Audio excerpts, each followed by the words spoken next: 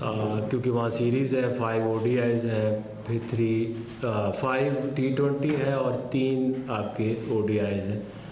तो उसकी टीमें हमने अनाउंस करनी थी। एक और भी आगा को लेके एक न्यूज़ है। तो आप सबसे पहले तो टीम जो है वो आपके पास अभी नहीं सारी आई, तो उसको मैं बता देता हूँ आपको। मोहम्मद रिजवान ODI के कैप्टन हैं, आगा सलमान वाइस कैप्टन है,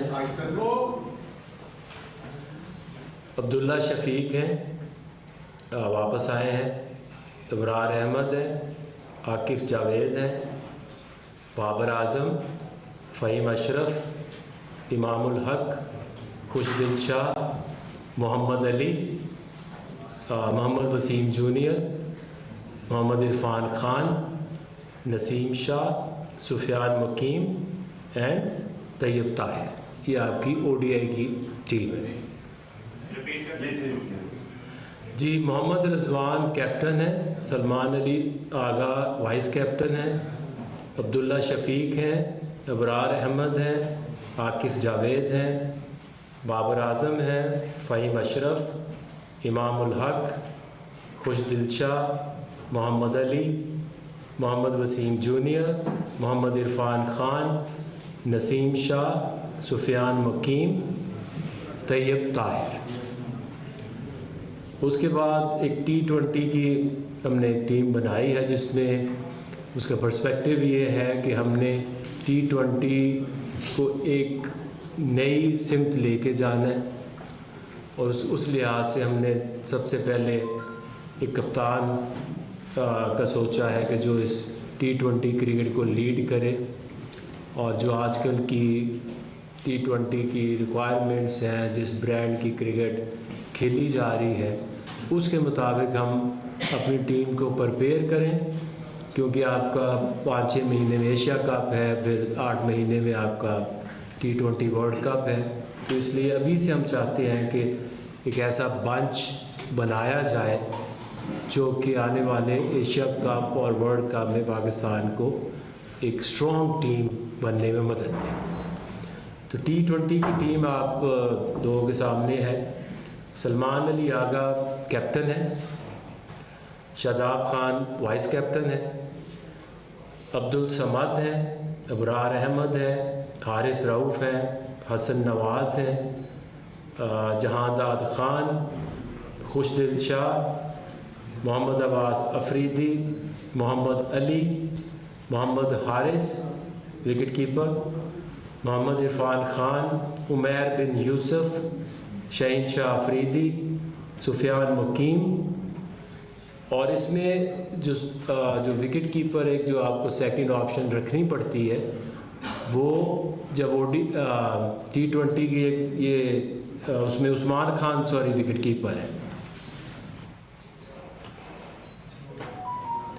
एक थोड़ी सी ODI के हवाले से बात करूँगा, क्योंकि पहले आपके 5 T20 हैं, उसके बाद ODI आपके होने हैं। तो one of the wicket keeper will join ODI team from the T20 squad, तो वो भी उसमें 16 हो जाएंगे।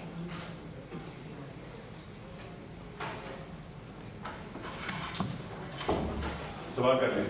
आगा से मैं कहूँगा कि आप अपना एज कैप्टन एक स्टेटमेंट दें। सबसे पहले तो आप सबका थैंक यू, आप लोग आए। और दूसरा ये कि मेरे लिए काफ़ी ऑनर की बात है और एट द सेम टाइम ये चैलेंज भी है, जिसके लिए मैं रेडी और काफ़ी एक्साइटेड हूँ।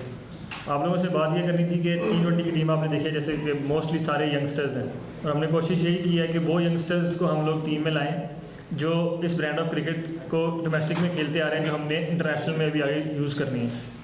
वो यही है कि हमने इंटेंट को अपनी और अप्रोच, ये 2 चीज़ें ऐसी हैं जो हम लोगों ने उस पर काफ़ी फोकस करना है और उसको आगे इम्प्रूव करना है। क्योंकि जो मॉडर्न डे क्रिकेट है उसमें आपकी अप्रोच और इंटेंट काफ़ी इंपॉर्टेंट है। तो हमारी कोशिश यही रहेगी कि आगे ये जो एशिया कप तक और वर्ल्ड कप तक हम अपनी अप्रोच और इंटेंट को जो मॉडर्न डे रिक्वायरमेंट है उसके हिसाब से रखें। उसके लिए ऑब्वियसली हम प्लेयर्स को इंडिविजुअल जो गोल्स हैं वो देंगे, वो जब भी टीम इकट्ठी होगी तब।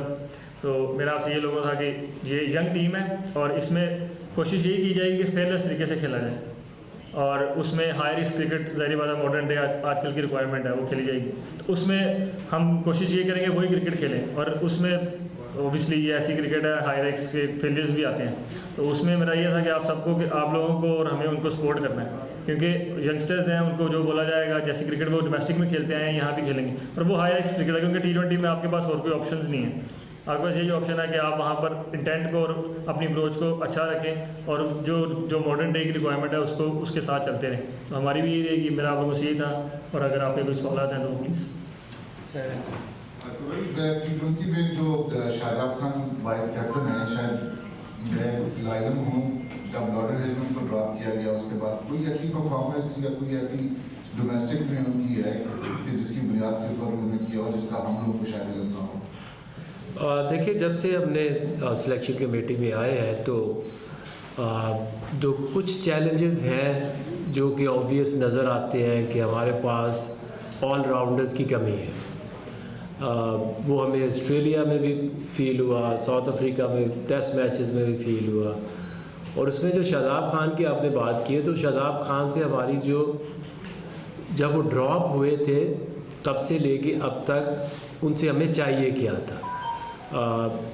एक तो शुरू में उनकी इंजरी थी, फिर हमने उनसे बात की कि आपको डोमेस्टिक में लंबे ओवर करने हैं, और आफ्टर 4-5 इयर्स उसने जाके पूरा जो है वो 4 डे का सीज़न भी खेला, लंबी बॉलिंग की। जो आखिरी चैम्पियंस कप था उसमें उनकी इंजरी हो गई थी, वो उसमें खेल नहीं पाए पूरा। बट आई थिंक जो शादाब खान ने जिस तरह अपनी क्रिकेट शुरू की थी, बाद में कुछ इंजरीज़ हुई जिसकी वजह से उनकी परफॉर्मेंस ख़राब हुई। आई फील कि इतनी लंबी बॉलिंग करने के बाद वो जो एक कंसर्न था उनकी एक्यूरेसी का वो ख़त्म हो चुका होगा। एंड आई थिंक कि T20 में आपको रिस्ट स्पिनर ऑलराउंडर ज़रूर चाहिए होंगे, क्योंकि आपकी जो एशिया कप और वर्ल्ड कप है वो सब कॉन्टिनेंट में है। तो इसको भी हमने ज़हन में रखा है कि कौन से प्लेयर T20 में टीम के लिए हेल्पफुल हो सकते हैं। आगे में 2 चीज़ें थी। पहली ये कि उसामा मीर PSL के हाईएस्ट विकेट टेकर रहे हैं। मुझे याद है जब अमेरिका में T20 वर्ल्ड कप हो रहा था, शायद आपने भी एक आधी स्टेटमेंट दी थी कि हम टॉप परफॉर्मर को मौका क्यों नहीं देते हैं, क्योंकि उसको अमेरिका नहीं ले जाया गया था। इसके अलावा वो अभी शाहीन की तरफ से खेलते हुए 4 विकेट भी ले चुका है। लिस्ट टीम में भी वो टॉपर है। 2022 का जो PSL था उसमें वो सेकंड हाईएस्ट विकेट टेकर था। एज ए PSL बॉलर्स देखा जाए तो स्पिनर्स में वो टॉपर है। तो आखिर किस चीज़ की उसको सजा दी जा रही है? क्योंकि आजम खान अगर PSL या कुछ दिन शाह BPL की परफॉर्मेंस में सेलेक्ट हो सकते हैं इस टीम के अंदर, तो वो क्यों नहीं आ रहा? और दूसरा सवाल ये कि क्या हम जर्नलिस्ट ये अखज़ कर लें कि बाबर और रिजवान अब पाकिस्तान के फ्यूचर T20 प्लान्स का हिस्सा नहीं है, अब आप एक नई सिमत की तरफ चल पड़े हैं? किस सवाल का जवाब? पहले तो आपके 6-7 सवाल हैं, दोनों सीक्वेंस में चला। अच्छा, सीक्वेंस में चला है। तो देखिए, आपने बात की उसामा मीर की। देखिए, अगर आप एट टाइम्स देखें तो आपका जो कंपोजिशन है वो ज़रूरी होती है। अगर आप ODI में देखें तो लोग बहुत सारी बातें कर रहे थे कि स्पिन कम है, कुछ है, लेकिन सिवाय इंडिया के कि वो वहाँ पे उस कंडीशन में खेल रहे हैं, हर टीम जो है वो 7 अपने बैट्समैन रखती है जिसमें ऑलराउंडर्स होते हैं, और बाकी उसके 4 बॉलर्स होते हैं जिसमें 3 फास्ट एक स्पिन होते हैं। तो इसी तरह से जब आप T20 की भी टीम बनाएंगे तो आपको ऑलराउंडर चाहिए होती है। तो इसीलिए जो उसामा का जो ना खेलना था वो उसकी फ़िटनेस को लेके बहुत बड़ा कंसर्न था। उससे बात भी हुई है मेरी से, उससे मुलाकात भी हुई है कि जब आप क्रिकेट खेल रहे होते हैं तो आप अपने आप को कोई मौका नहीं देना आपने कि किसी वजह से आप टीम से बाहर हों। जब आप कमबैक की बात करते हैं तो एट टाइम्स, अब जैसे सुफियान है, सुफियान को हम इसलिए T20 में रखते हैं और रखा भी है क्योंकि एक तो वो लेफ़्ट आर्म रिस्ट स्पिनर हैं जो कि आपको एक डिफरेंट एंगल देते हैं।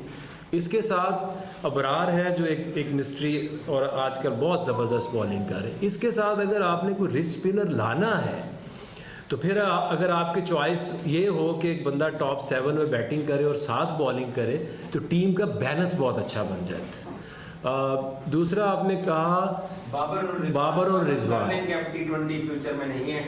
देखिए, ज़िंदगी में कभी भी ये नहीं हो सकता कि जी आप कह दें कि जी आप इधर आपने कांटा ही लगा दी है। अभी हमें ये लगता है कि हमने एक यंग लॉर्ड को लेके आना है और स्टाइल ऑफ प्ले और माइंड सेट को बदलना है। अगर आप देखें तो बहुत सारी टीमें जो हैं उन्होंने, इवन इंडिया ले लें, वेस्ट इंडीज़ ले लें, बहुत सारी टीमों ने अपनी T20 की टीमों को ऑलमोस्ट 80% 90% सेपरेट कर दिया हुआ है। आई नो कि उसमें आपको एक दो प्लेयर्स चाहिए होंगे, जैसे इस स्क्वाड में अगर आप देखें तो इसमें साइम फिट होके वापस आए, आपका फ़खर जमान फिट होके वापस आए, तो एक बड़ा अच्छा ये एक बंच बनता है। और हमारी कोशिश ये है कि कुछ 24-25 लोगों का जो एक ग्रुप है वो इकट्ठा रहे, ताकि जो आपका एशिया कप और वर्ल्ड कप तक उस बेंच से हम बहुत ज़्यादा बाहर ना जाएं और एक माइंड सेट के साथ अप्रोच करें towards Asia cup and world cup. आके भाई, इंग्लैंड के खिलाफ हम जीते तो सारा क्रेडिट आपको दिया गया जो बनता भी था। अब हम आईसीसी चैंपियंस ट्रॉफी में बुरी तरह शिकस्त हमें हुई है, तो आप एज ए हेड कोच और एज ए सिलेक्शन कमेटी के मेंबर इस शिकस्त की जिम्मेदारी कबूल करते हैं?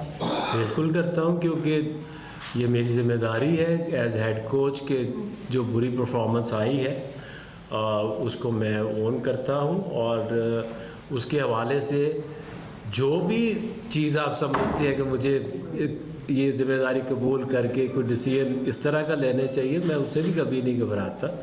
बट एक चीज़ मैं आपको बता दूं कि अभी भी was interim coach for 3 months champions trophy, क्योंकि अभी बीच में इतना गैप नहीं है कि you bring somebody else in, तो अभी भी एज इंटरम कोच न्यूजीलैंड में भी जा रहा हूँ। बट एक चीज़ आप सोचिएगा ज़रूर, मैं हमेशा से ये एक बात करता हूँ, क्योंकि ये एक रीज़न होती है किसी वजह से कि आपकी जो क्रिकेट है वो इतनी नीचे आती है। पिछले 2.5 साल में हमने कोई 16 के करीब कोचेस बदले और कोई 26 के करीब सिलेक्टर्स बदले हैं। ये 2.5 साल में ये फार्मूला आप दुनिया की किसी भी टीम के ऊपर लगा दो तो मेरा ख्याल कि वो उसकी हालत ऐसी ही होगी। बट आई स्टिल बिलीव कि आगे जाके कंटिन्यूटी आनी चाहिए, कंसिस्टेंसी आनी चाहिए। सबसे ज़रूरी है आपका जो चेयरमैन से लेके नीचे तक, जब तक कंसिस्टेंसी नहीं आएगी आपकी जो टीम है या आपकी जो परफॉर्मेंस है वो आगे नहीं जा सकती। अच्छा, आपके भाई शाहीन शाह अफरीदी को वनडे से ड्रॉप किया गया और T20 में रखा गया, तो क्या वो अब T20 का ही फ्यूचर प्लान इस भी का ही है कि उसको as a T20 bowler continue करवाया जाए? देखिए, उसमें आप ये देखते हैं टाइम्स कि आपकी जो वनडे क्रिकेट है उसमें एक प्लेयर की इफ़ेक्टिवनेस कितनी है। अगर उस तरह से जो टीम की डिमांड्स हैं या रिक्वायरमेंट्स हैं जो प्लेयर पूरी नहीं करता, लेकिन आप दूसरी तरफ ये देखते हैं कि जैसे हारिस है या शाहीन है, वो T20 क्रिकेट में स्टिल आई बिलीव कि वो अच्छे बॉलर हैं और टीम के लिए बेहतर रिजल्ट्स ला सकते हैं। अब वैसे ही जैसे ये नहीं है कि अब वो सारी ज़िंदगी T20 ही खेलेंगे और कुछ खेल नहीं सकते, बट एज सेलेक्टर हमारी ये जिम्मेदारी है कि आपने राइट डिसीजंस लेने एट द राइट टाइम। आदि भाई, ये जो टीम को बनाई है आपने, इसमें कई नए लड़के शामिल किए हैं, इनका आप न्यूजीलैंड में अगर कामयाब नहीं होते इनका फ्यूचर क्या देख रहे हैं? क्योंकि ऐसा होता है कि पिछली मरतबा वर्ल्ड कप हार गया है, आपने 2-4 सीनियर को बाहर बिठा दिया, उसके बाद जो वहाँ पर नाकाम हुए जो हमारे नए लड़के थे उनका मुस्तकबिल कोई नज़र नहीं आता।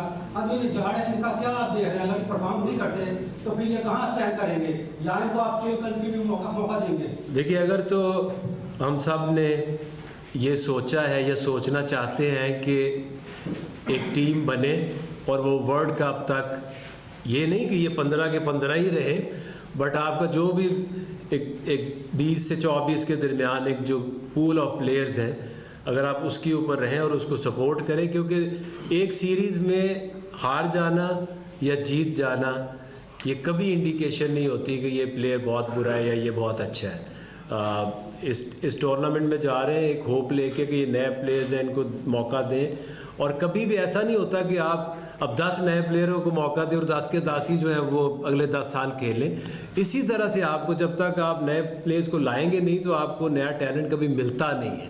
बट वी स्टिल बिलीव कि अब इसमें लेके हमें ज़्यादा डाउट्स नहीं करने, अब इसके ऊपर बिलीव रखना है। दो साइम है, फ़खर है, और भी जो प्लेयर्स हैं अराउंड, वो 3-4 और शामिल हो जाए और इस बंच को आगे लेके चले।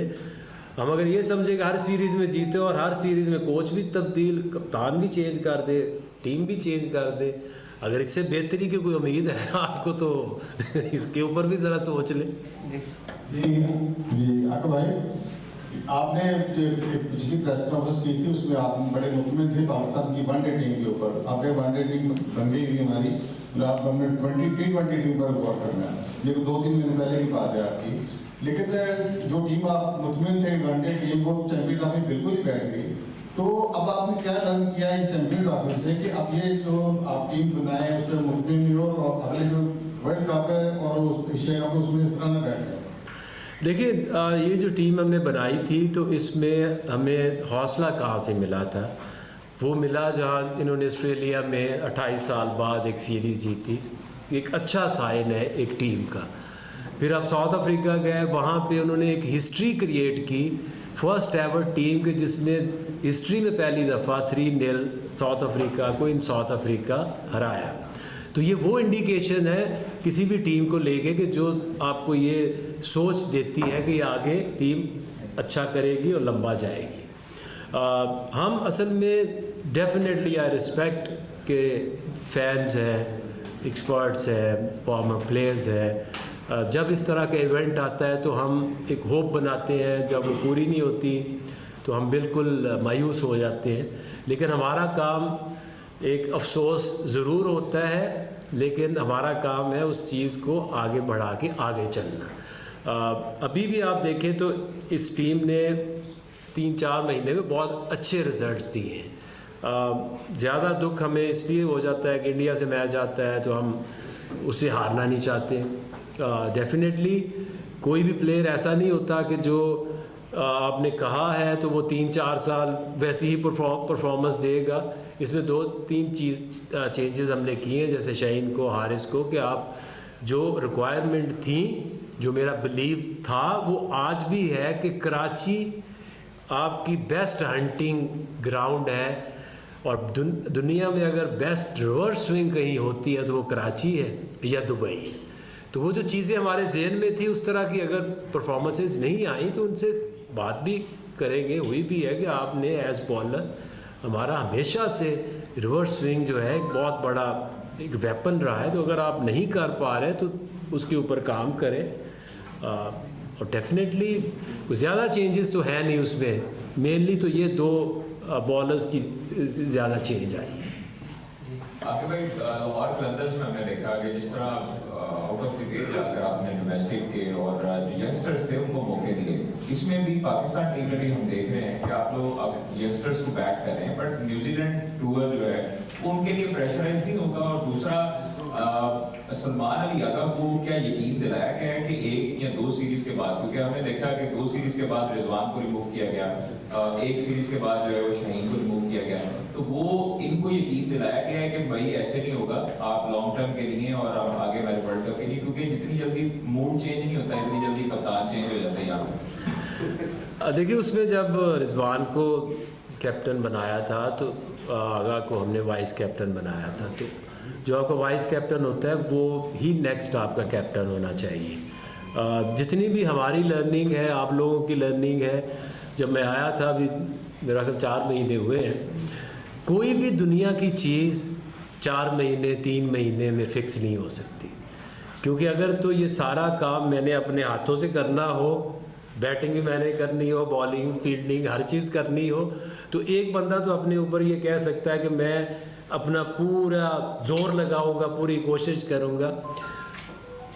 Unfortunately it's a game. इस गेम में प्लेयर्स खेलते हैं, आप एज सेलेक्टर आपकी चॉइसेस होती हैं, आपकी एक सोच होती है किस तरह के प्लेयर्स हम लेकर आएँ तो अच्छे रिजल्ट्स आएंगे। जैसा आपने कहा कि न्यूजीलैंड जा रहे हैं तो उनके लिए मुश्किल नहीं होगा। देखिए, आसान कुछ भी नहीं होता।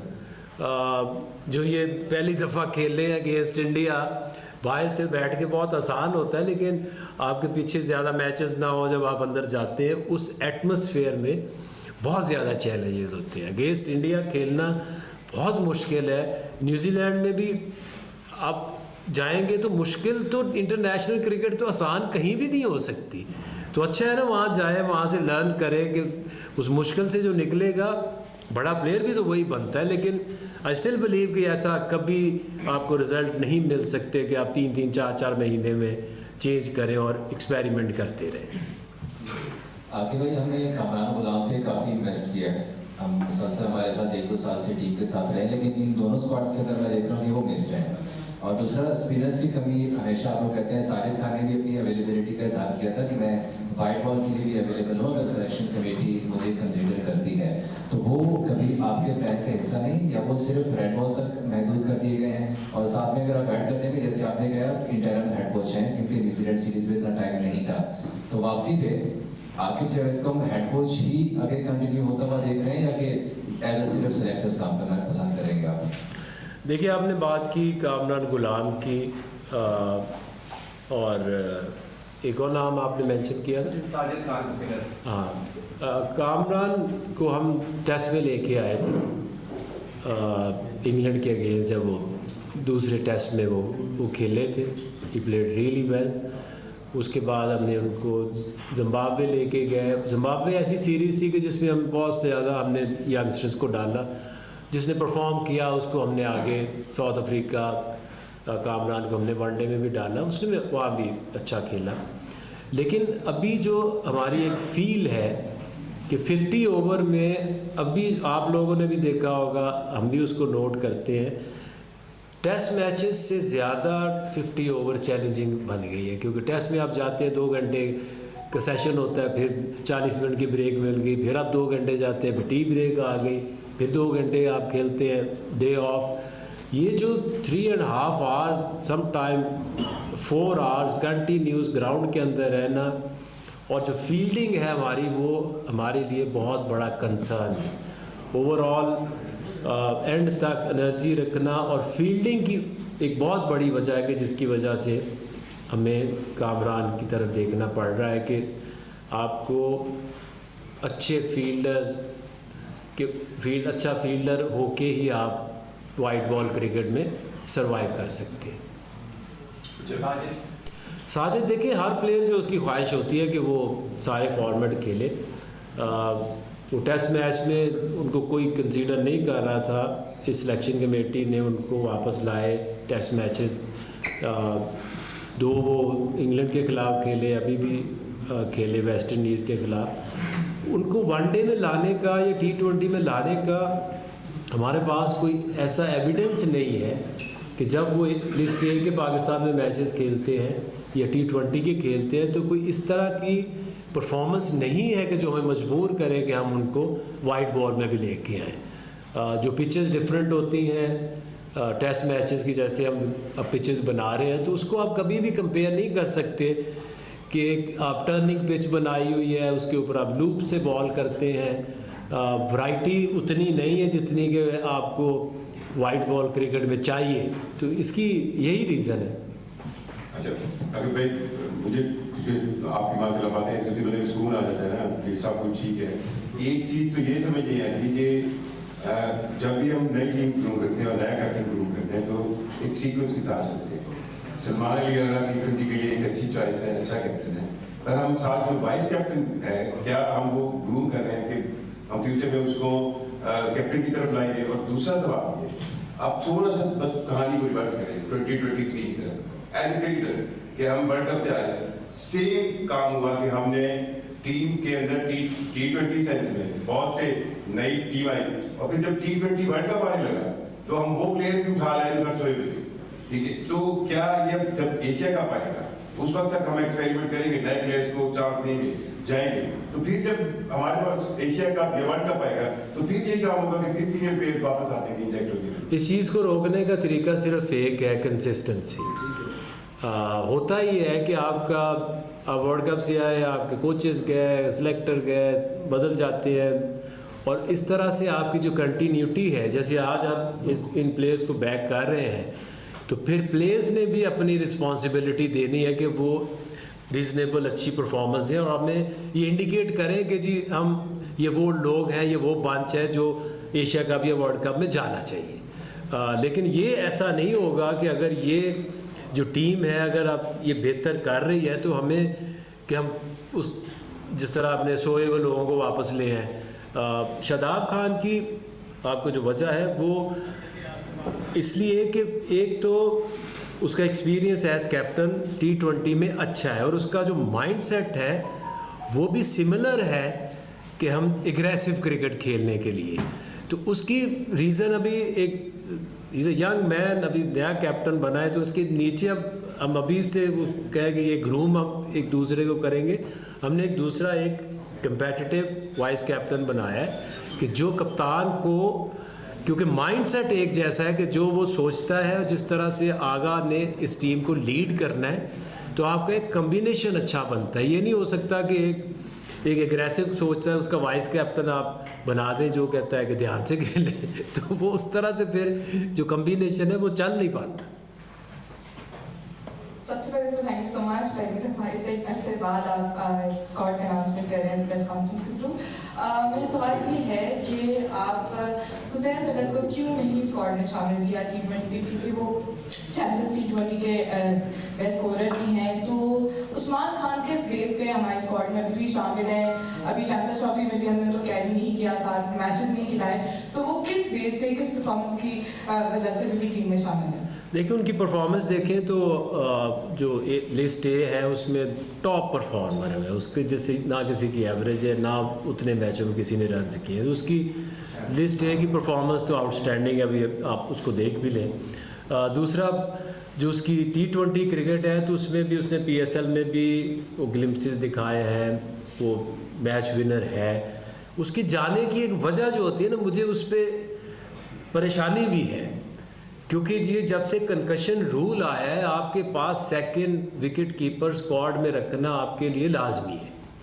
तो इस वजह से जब हम दूसरी टीमों के पास देखते हैं तो उधर उनके जो है बहुत मोस्ट एक्सपीरियंस और वो जो बेंच पे बैठा हुआ है वो उसको चैलेंज करता है। सो आई एम श्योर कि उसमें पोटेंशियल तो है बट उससे बेहतर हमारे पास चॉइस नहीं है। जैसे अब हारिस था, उसको हम ये देखते हैं कि उसको अब वापस लेके टीम में आए हैं, लेकिन आप लोगों को भी और हमें भी ऐसे प्लेयर्स को डेवलप करने में फिर हौसला चाहिए।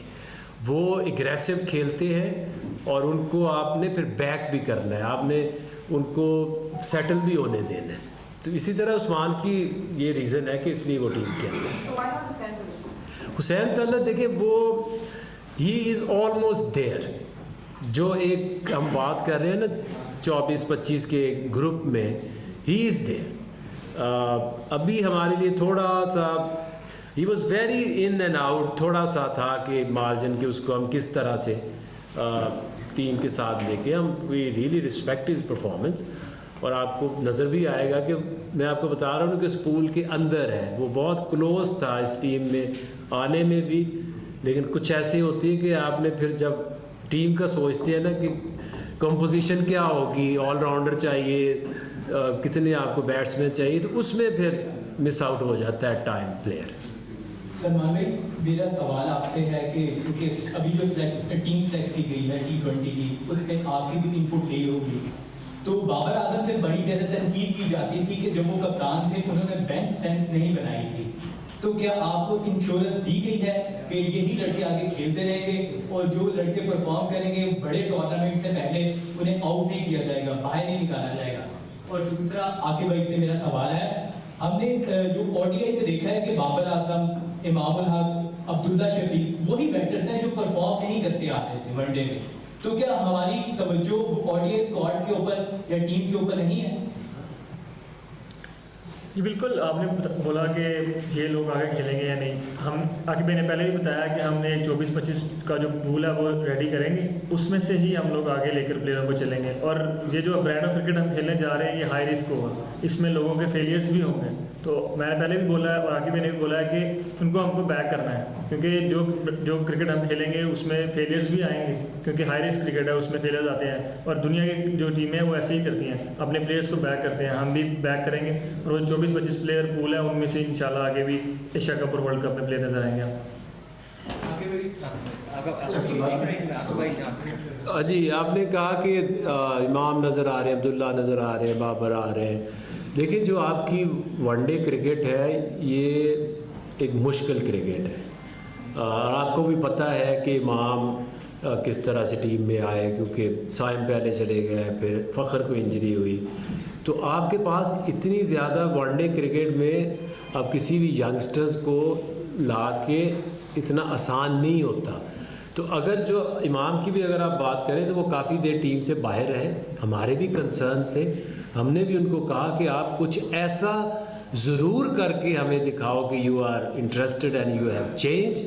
उसने अपनी बैटिंग के ऊपर भी काम किया और अपनी जो फिटनेस थी उसकी, जब तक उसने वो पास नहीं की हमने उसे सिलेक्ट नहीं किया। तो जब एक बंदा एक काम करता है, मेहनत करता है, और वो भी इंजरी के बाद हमारे पास ऑप्शन आई तो हमने उसको रखा। अब्दुल्ला शफीक अभी अगर आप देखें तो 3-4 साल से खेल रहे हैं। उन्होंने टेस्ट मैच में भी आपको परफॉर्मेंस दी है, वनडे में भी दी है। एक बैड पैच चल रहा था साउथ अफ्रीका में, उनको रेस्ट दिया कि आप एट टाइम्स, आपको आइडिया नहीं है जब आप टूर्स कर रहे होते हैं तो एट टाइम ये नहीं कि हर वक्त आपकी टेक्निक ही ख़राब होती है, मेंटली आप कहीं फंस जाते हैं। उनको रेस्ट दिया, डोमेस्टिक में खेले, 100 भी किया। तो आई स्टिल बिलीव कि एक 22 मैचेस उसके हुए हैं, इज़ ए यंग मैन, तो हर तरह का उसमें पोटेंशियल है। तो बैक हम किसी को करेंगे तो वो प्लेयर बनेगा। अच्छा, सलमान भाई, मेरा सवाल आपसे यह है कि अब आपको T20 क्रिकेट टीम का कप्तान बनाया गया, इससे पहले भी कप्तान चेंज हुए, बाबर आजम आए, शहीन शाह अफरीदी आए, फिर मोहम्मद रिजवान। तो आप पर कोई प्रेशर तो नहीं हो रहा है, रिजल्ट ना दिखा सके तो फिर कोई सूरत हाल का आपको सामना करना पड़ सकता है मेंटली तौर पर, क्या आप इस प्रेशर को कैसे लेंगे? दूसरा सवाल मेरा आकिब भाई से है कि आईसीसी चैंपियंस ट्रॉफी में हम हार गए, इसका कंक्लूजन क्या निकाला गया है? अब नई टीम बना देगी, क्या आप इसको जिम्मेदार कप्तान को समझते हैं, मोहम्मद रिजवान को वो अच्छा लड़ा नहीं सके, या सिलेक्शन के अंदर भी गड़बड़ थी जिसकी वजह से हम आईसीसी चैंपियंस ट्रॉफी में पूरी तरह हारे? देखिए, मैं आकिब ने बोला, मैं भी आपको ये बोलता हूँ कि हमारा गोल जो है एशिया कप और वर्ल्ड कप है। जब आपका गोल ये वाला होता है फिर आप ये चीज़ें नहीं सोचते कि सीरीज़ में क्या होगा, नेक्स्ट सीरीज़ में क्या होगा। तो मैं इस बारे में बिल्कुल भी नहीं सोच रहा। मुझे ये है कि मैंने टीम को कैसे खिलाना है, और वो जो अप्रोच और इंटेंट में बात कर रहा हूँ वो कैसे मैंने टीम में टच करनी है। तो मैं इस बारे में सोच रहा हूँ कि मेरा गोल एशिया कप और वर्ल्ड कप है, और सीरीज़ें जो भी हैं वो साथ हमारे लिए जारी बात है, उनकी तैयारी के लिए यूज़ होंगी एशिया कप और वर्ल्ड कप की। तो गोल वही है। तो फिर जब ये चीज़ें आप सोचते हैं तो फिर ये छोटी छोटी चीज़ें आप सोचते नहीं। आपने यही पूछा ना कि जो ख़राब कारकर्दगी है चैम्पियंस ट्रॉफी की, और ट्राई सीरीज़ को भी उसमें मैं जोड़ता हूँ, क्योंकि साउथ अफ्रीका से वहाँ भी 3 मैच जीते, यहाँ भी आए, यहाँ भी जीते। तो फ्रेंकली स्पीकिंग एक बात मैं इसको मानता हूँ कि जिस तरह से न्यूजीलैंड की ये टीम का कॉम्बिनेशन बना हुआ है वो एक स्ट्रॉन्ग टीम है। और उन्होंने ट्राई नेशन में भी हमें बताया, फील्डिंग में, बॉलिंग में, बैटिंग में well equipped team, strong team, जिसने आके पाकिस्तानी टीम को चैलेंज किया और हराया। और उसके बाद इंडिया के साथ हम खेले। नो डाउट कि हमारे इमोशंस हाई होते हैं, और इस टीम में एबिलिटी थी कि उसको हरा सकती थी। बट उसके बाद जिम्मेदारी किसने लेनी है? ये सारी टीम हारती है तो टीम हारती है, जीतती है तो टीम जीतती है। हमारी लर्निंग उसमें क्या है कि जिन प्लेयर से आप जो एक्सपेक्टेशंस कर रहे थे, जो मैंने पहले भी एक्सप्लेन किया कि अगेंस्ट इंडिया जो हमारी फास्ट बॉलिंग है उसमें रिवर्स स्विंग, उसी तरह हमने हमेशा उनको हराया। बॉलिंग से प्रेशर डालते हैं, विकेटें लेते हैं।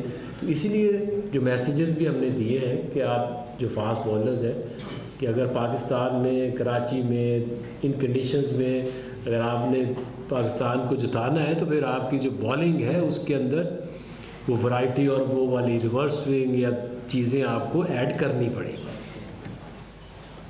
सलमान, आपसे सवाल है मेरा कि आप कितने पावरफुल कप्तान बने हैं? क्या सिलेक्शन कमेटी ने आपको प्लेइंग 11 चुनने का इख्तियार दिया है, या आप समझते हैं कि मशवरे के साथ ही आप टीम की सिलेक्शन किया करेंगे? और दूसरा, गद्दाफी स्टेडियम में सेमीफाइनल हो रहा है, पाकिस्तान की टीम यहाँ नहीं है, कितना रिग्रेट है आपको एज ए प्लेयर कि आप यहाँ पर लाहौर क्राउड के सामने सेमीफाइनल नहीं खेल सके? और आगे भाई आपसे सिर्फ एक ये सवाल था कि रिजवान को हटाने की एक वजह क्या है T20 से, क्योंकि T20 के अंदर वो परफॉर्म भी कर रहे थे, रन भी किए थे उन्होंने, वो एज ए प्लेयर भी खेल सकते थे टीम में, तो क्या उनकी कप्तानी में क्या ऐसी वजह लगी जो T20 फॉर्मेट से उनको हटा दिया गया? आपने सवाल किया कि इतना पावरफुल कैप्टन सर, ये एक टीम है, टीम में आप मशवरे के साथ ही चलते हैं, मतलब प्लेइंग 11 या टीम बनाते हैं तो आप सेलेक्टर्स के साथ, कोचेस के साथ और कैप्टन मिलकर ही टीम बनाते हैं, मतलब अकेला तो कोई चीज़ नहीं कर सकते, क्योंकि ये टीम गेम है, तो इसमें टीम ही एक दूसरे से मशवरे लेकर फिर ही टीम बनती है, और इसी तरह प्लेइंग 11 भी बनेगी। और हम सेमीफाइनल, मेरा तो ये होम टाउन है, तो सेमीफाइनल यहाँ ना खेलना मतलब उसका रिग्रेट जरूर है, मतलब हमने अच्छी क्रिकेट नहीं खेली तो हम यहाँ पर भी मौजूद नहीं है, लेकिन रिग्रेट है, लेकिन चीज़ों को आगे देखना ही पड़ता है, ज़िंदगी लाइफ चलती रहती है, तो अब चीज़ों को आगे ही देख रहे हैं। आपको रिजवान के बारे में था दूसरा, रिजवान की क्या वजह क्या हुई है उसको कप्तानी से हटाने की? क्या वो रन नहीं कर रहे थे T20 में एज ए प्लेयर वो खेल सकते थे?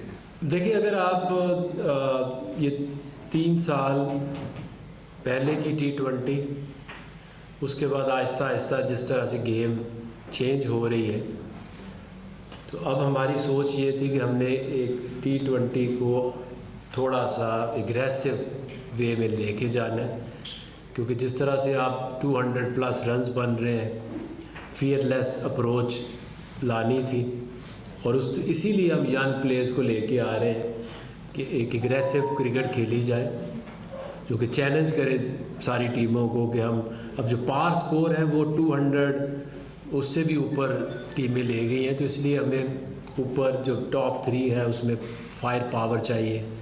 जो 6 ओवर का एक सर्कल होता है उसका मकसद ये होता है कि उसके ऊपर से इट्टे मारनी चाहिए, क्योंकि अगर आप हाई रिस्क शॉट नहीं खेलेंगे, दायरे के ऊपर से नहीं मारेंगे, तो सारे फील्डर तो इनसाइड होते हैं, तो इसलिए टॉप 3 में एक फायर पावर चाहिए। इसलिए ये एक डिसीजन है कि हमने एक एग्रेसिव क्रिकेट खेलनी है, और T20 की जो आजकल डिमांड है वो शुरू से लेके उसका इम्पैक्ट ही ऐसा होना चाहिए कि जो प्रेशर डाल सके।